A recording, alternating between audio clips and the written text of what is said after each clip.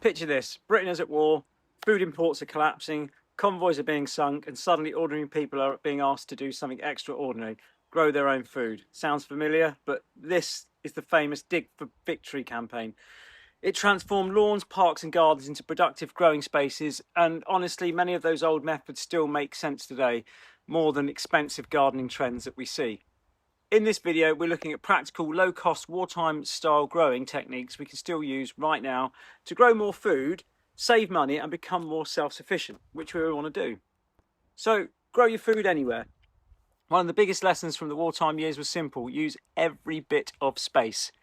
Front gardens become vegetable plots, people grew potatoes instead of flowers, fruit bushes replaced decorative plants, and today with rising food prices, that idea makes just as much sense.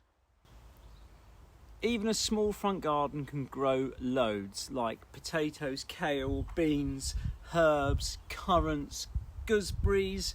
Edible hedges are another forgotten idea worth bringing back. Gooseberries and currants create living boundaries while also producing a ton of food that's delicious every year. Make your own fertiliser.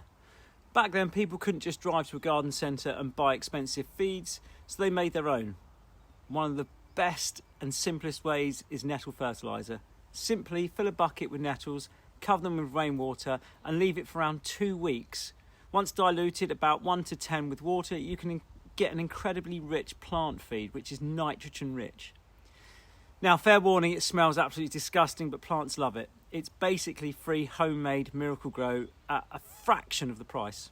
Another traditional brilliant feed is comfrey liquid. Unlike nettles, comfrey is rich in potassium, making it perfect for tomatoes, squash and fruiting plants. Companion planting and marigolds. Older gardeners know this, and they understood something modern gardening often forgets. Plants help each other.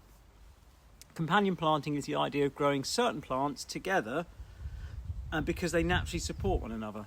One of the best examples, is one of my favourites, is marigolds. Marigolds help protect vegetable crops by confusing and deterring pests with their strong scent. They can help reduce aphids, whitefly, and the flowers attract pollinators and beneficial insects to the garden. So instead of relying entirely on chemicals, gardeners use biodiversity and natural plant relationships. And do you know what? It works. Another famous example is the Three Sisters planting method. This was brought over from America. Sweet corn grows tall and supports climbing beans. Beans fix nitrogen into the soil. Squash spreads across the ground, shading weeds and locking in moisture. Guess what? Nature does the work for us. Save your seeds. During hard times, seeds mattered. People saved them carefully year after year, and we should do the same too. When you save seeds from healthy plants over time, those plants slowly adapt to your local soil and weather conditions. They become stronger. You can also join seed swaps. You can build resilience without constantly buying new packets.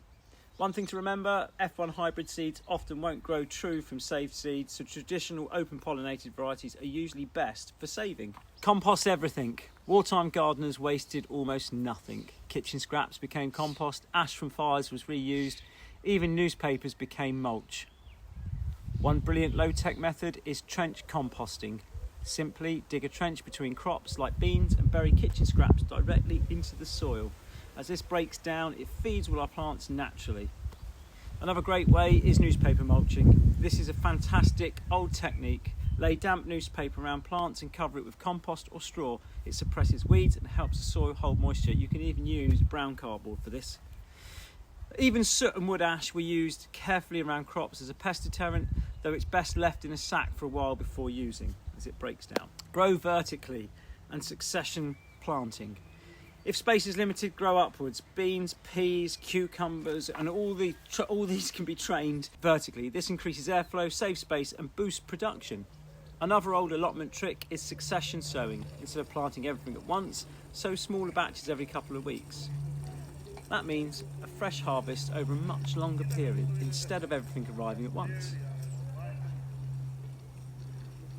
Water wisely. During wartime, people became extremely resourceful with water. Rainwater was collected wherever possible, and even grey water from washing up was reused, as long as gentle biodegradable soaps are being used. These simple habits still matter today, especially during dry summers.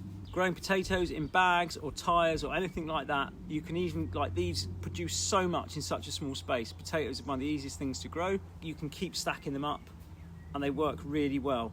I grow all mine in bags now, and it saves them popping up back again in the raised beds, and you can get a huge harvest in such a small space. No dig gardening, this has been around for a long time. One method becoming popular again today is no dig gardening. Instead of constantly turning the soil, you simply add compost and mulch onto the surface.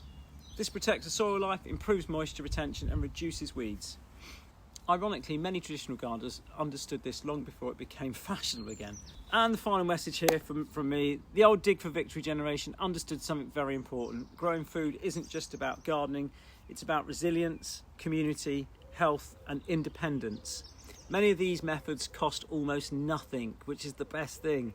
Most work with nature instead of against it, and nearly all of them can be started today in any ordinary garden. So maybe it's time we brought some of these forgotten skills back. Not because we have to, but because they still work. And finally, if you enjoyed this video, please subscribe for more.